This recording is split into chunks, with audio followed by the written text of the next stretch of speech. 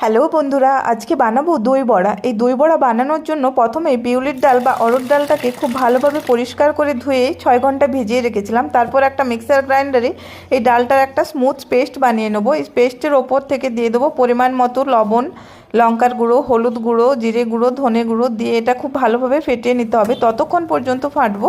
একটা বাটিতে জল দিয়ে চেক করব যে জলে যদি ওটা মিশ্রণটা ভেসে যায় তখন বুঝবো ওটা রেডি। তারপর ছোটো ছোটো বড়ার আকারে দিয়ে ভেজে নিলাম।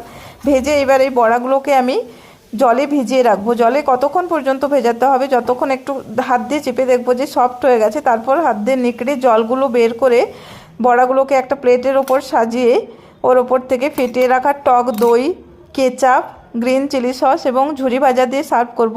বন্ধুরা, এটা যেমন হেলদি, খেতেও কিন্তু খুব টেস্টি হয়। আপনারা বাড়িতে একবার বানান।